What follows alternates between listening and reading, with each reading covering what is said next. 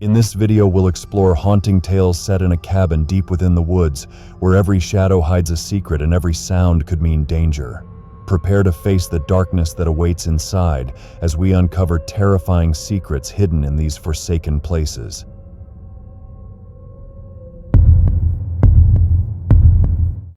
Over 2 months ago, my girlfriend Megan and I sat down to plan an unforgettable way to celebrate her 24th birthday.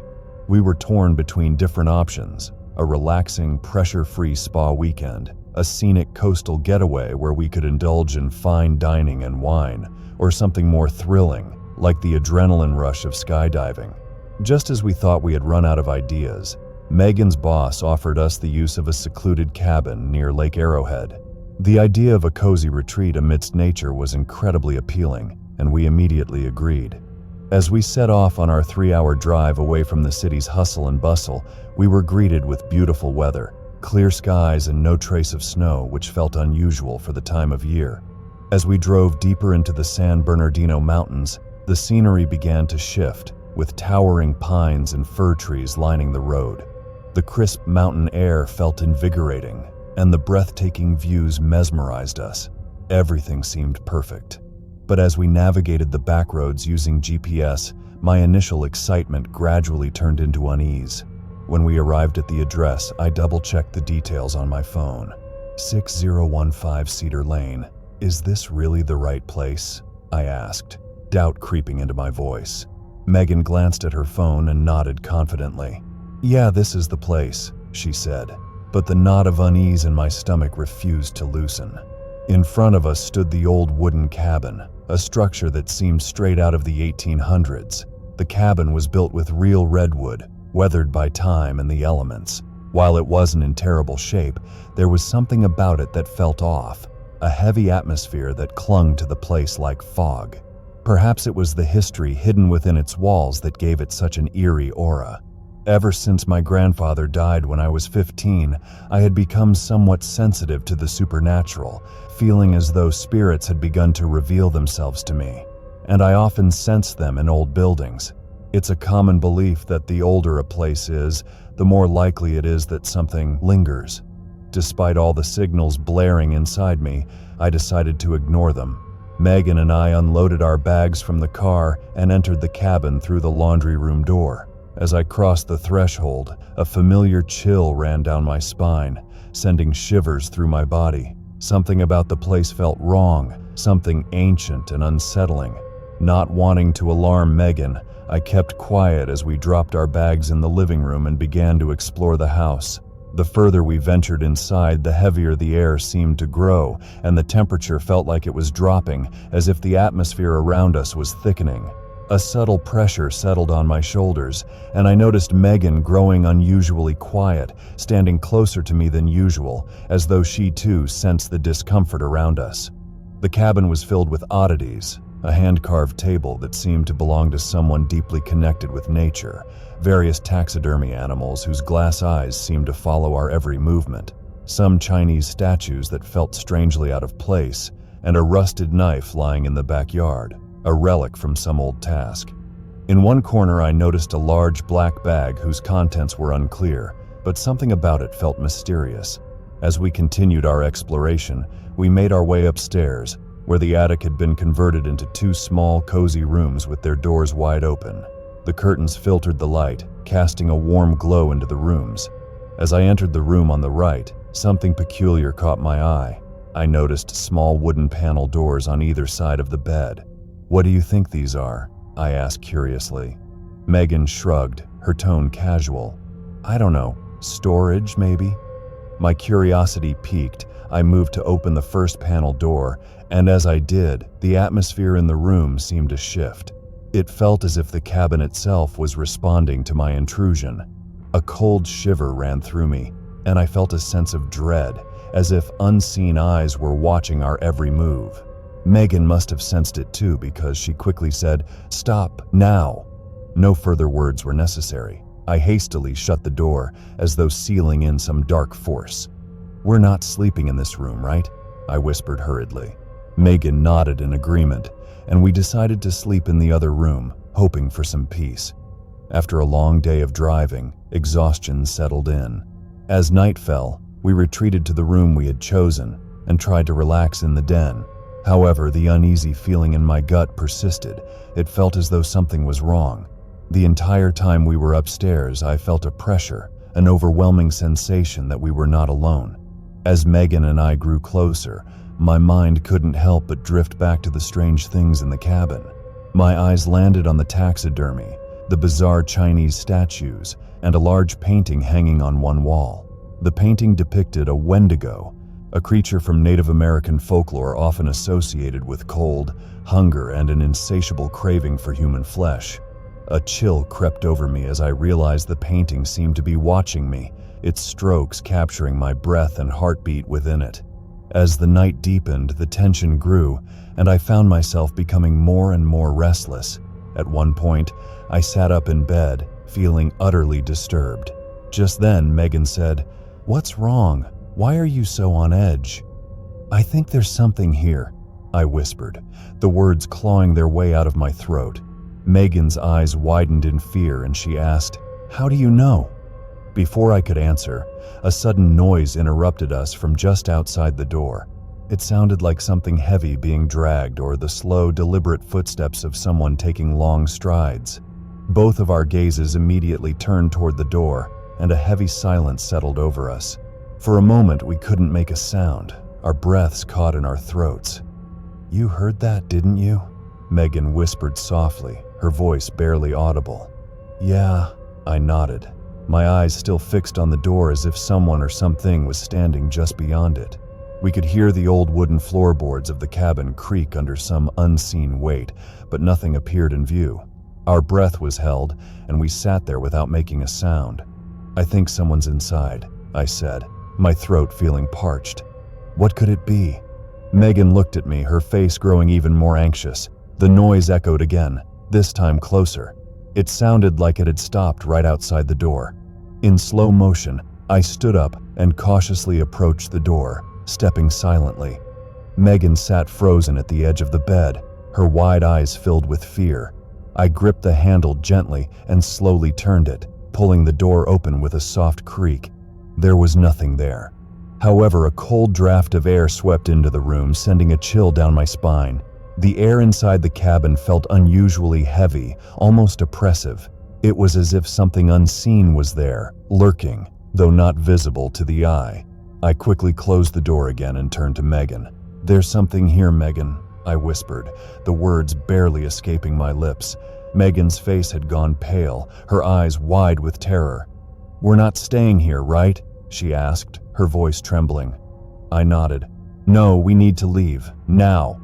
We hurriedly began packing up a few essentials, deciding to get out of the cabin as quickly as possible. But as we reached the door, something strange began happening outside. A shadow appeared near the car, as if someone was standing there watching us. We both froze for a moment. "Do you see that?" Megan whispered, her voice barely audible. I nodded. The shadow remained still, lingering by the car. As we drew closer, it began to fade slowly, as though dissolving into the air. Our hearts raced and we were consumed by terror. Without saying a word, we sprinted toward the car and tried to get out of there as fast as we could. As we drove away from the cabin, I couldn't shake the feeling that something was following us. The entire place had been steeped in a deep, unsettling presence. The road stretched out before us, but I could still sense that darkness trailing behind. The headlights illuminated the winding path ahead, but it felt as if that eerie presence was still there, lingering just beyond the light's reach. I knew one thing for sure: we would never go back to that cabin again. That night, we found a hotel and stayed there, but the sense of fear never left us. The strange shadow, the cold air of the cabin, and the constant feeling of being watched, it all left a lasting mark in our memories. Megan and I vowed never to return to a place like that again. One thing was certain though, the cabin wasn't just old and isolated. It housed something far more sinister, something that haunted us, and that memory might stay with us forever.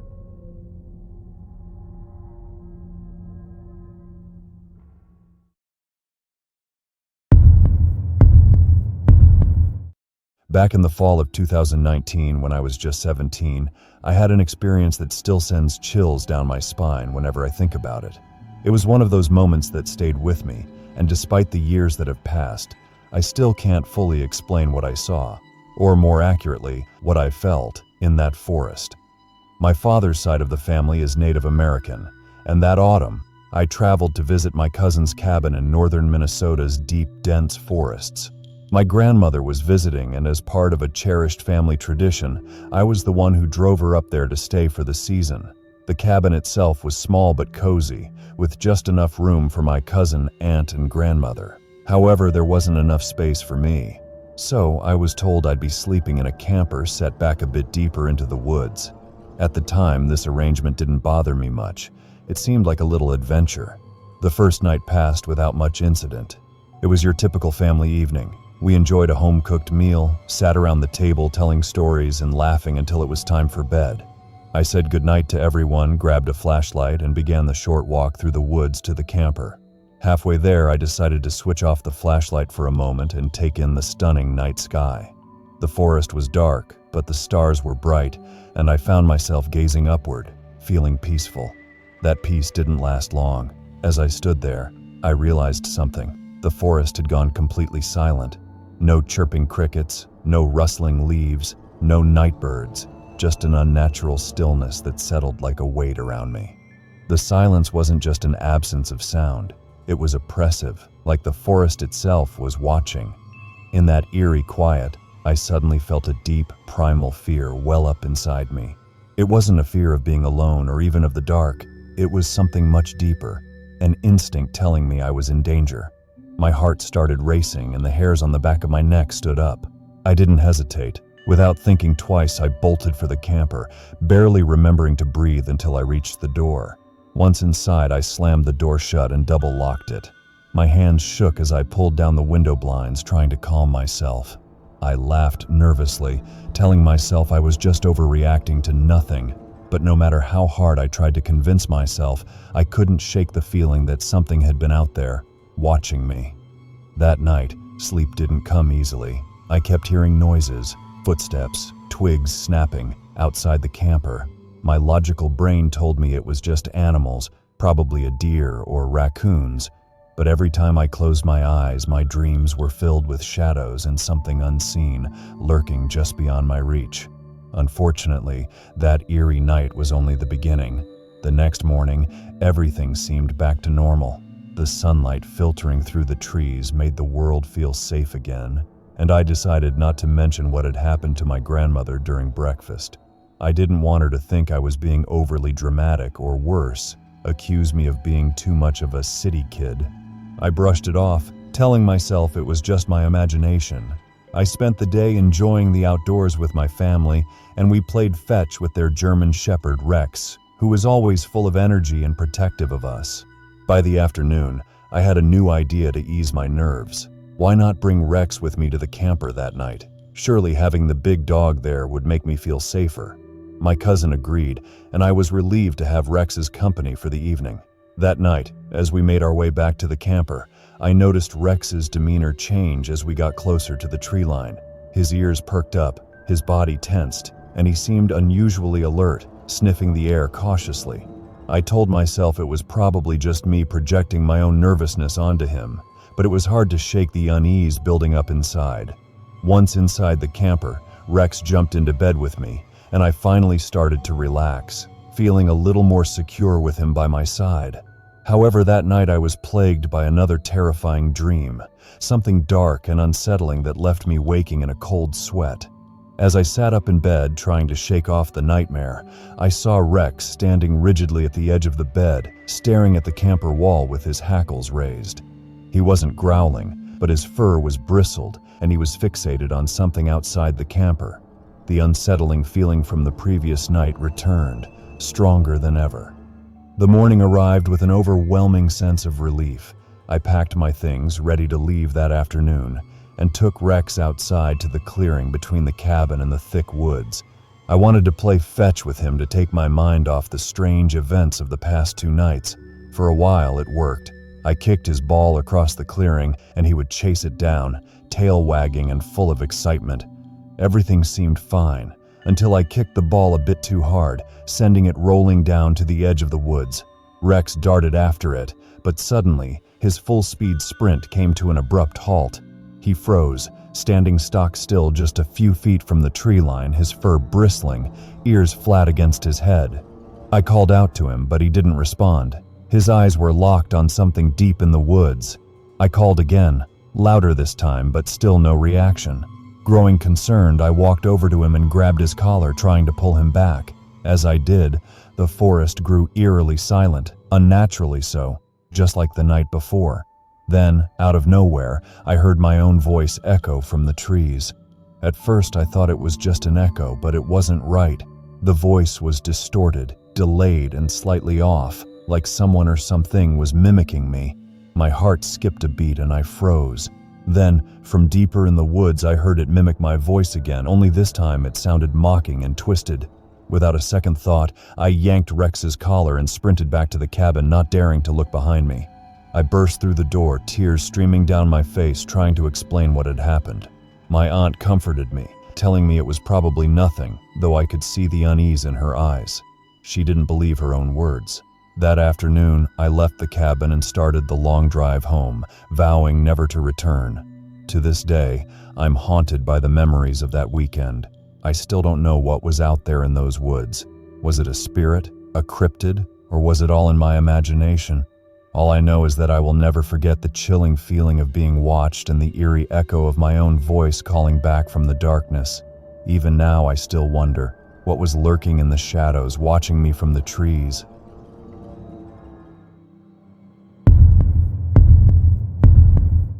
Sometimes there comes a moment in life when people find themselves lost in solitude and pressure. I was in that moment. For the past 2 years, I hadn't taken a vacation, and my workload kept increasing. I was getting exhausted. The office atmosphere was growing more intense each day, and the daily stress was draining me completely. After a new colleague joined our team, I felt a little relief, but it was minimal. My boss noticed how worn out I had become, and finally insisted I take some time off. I wasn't ready for a vacation. Traveling meant going somewhere, and most of the time I would ride my bike from town to town. However, winter activities like skiing didn't interest me. I wondered what I could do. Could I stay somewhere local? As I sat at my desk, pondering over these questions, an advertisement suddenly caught my eye. It was for a log cabin, deep in the woods. The pictures of the cabin captivated me. It was a beautiful, large log cabin surrounded by a dense, wintry forest. I was astonished that such a serene place was available for such a low price. I began to wonder, could I really spend time alone in such a beautiful place? Finally, I made up my mind and booked the cabin for a week. I set out on my trip, driving down a narrow, one-lane forest road. The drive was fairly easy, but I couldn't shake the feeling that I might get lost. When I finally arrived at the cabin, I was blown away by its beauty. It was truly magnificent. I silently thanked my good fortune for finding such a stunning cabin at such a low price. Once I entered the cabin, I realized it was cold. I quickly turned on the heating system and lit a fire in the fireplace. While checking the kitchen for food supplies, I found a note. It said that I could use whatever food was there. This small gesture made me quite happy. As night fell, I sat by the fire trying to unwind and shake off my exhaustion. But the peaceful moment didn't last long. In the dead of night, I heard a strange sound that shattered the silence. I heard a knock at the door. At first, I froze in fear. "Hello?" I called out in a shaky voice. "Hello, I'm lost and ended up here by mistake. Can you tell me if there's a town nearby?" A woman's voice responded. I began to wonder, how could she have gotten here in such a deep forest? My hand reached for the door handle, but fear stopped me. "No, thank you," I replied, trying to stay calm. That's when I felt it. Something terrifying was about to happen. I had the gut feeling that opening the door would bring danger, so I went completely silent. In that moment, I realized this wasn't someone with good intentions. I yelled, "You're dangerous! Don't ask me to open the door," trying to resist whatever was outside. But then, her voice became more cheerful, almost mocking. She said with a sinister tone, "I just want to save you." It was horrifying. I couldn't make sense of what was happening. I realized then that I had to get out. My mind raced, and I thought about opening the door. Suddenly, in the eerie stillness of the night, I felt something shift inside me. Her sinister laugh still lingered near the cabin. I was struggling to breathe. Even in my sleep, her voice haunted me. "Where are you? Open the door." I tried to reason with her. "No, I want to be alone." I woke up, drenched in sweat. Her voice had embedded fear deep in my soul. "Are you waiting for someone?" she asked curiously. But before I could answer, she went silent again. I sensed she was plotting something unknown. Her laughter and whispers continued throughout the night. I felt a growing chill, knowing she was circling around me. At one point, I realized I had to do something. I glanced around the cabin, but it felt like everything was disappearing into darkness. Just as I was drifting off to sleep again, I saw her standing there. I realized then I wasn't alone. She was moving closer to my cabin. I knew I had to defend myself. As I moved towards the door, my hands started trembling, growing weaker with each step. Meanwhile, her voice became darker and louder. Her laughter echoed in the cold, unsettling air. My heart was racing, but I tried to hold myself together. I stood at the door, gripping the handle tightly, but I didn't have the courage to open it. The cabin was enveloped in deep silence except for the sound of her footsteps circling around the cabin. And then suddenly the noise stopped. A strange quietness filled the air, heightening my fear. For a few moments there was no sound at all. I mustered up some courage and peeked through the small window in the door, but I couldn't see anything. Yet, I had a nagging feeling she was still nearby, watching me. I quickly stepped back and locked every door and window in a panic. My head was spinning with questions. Was this woman real, or was she a figment of my imagination, brought on by the isolation of the dark forest? Was I truly alone out here? Just then, I heard faint scratching noises coming from inside the cabin walls, like something or someone was hiding within. A horrible shiver ran down my spine. My arms and legs were growing numb, and I felt a cold, creeping fear in every inch of my body. I backed away from the door and crouched in the corner of the cabin. It felt like there was no way out, and then suddenly, the lights in the cabin began flickering, going out one by one. In the eerie darkness, I heard her strange voice again. "I'm here. Are you going to open the door?" When I looked at the door one last time, I knew I wasn't going to see the next sunrise.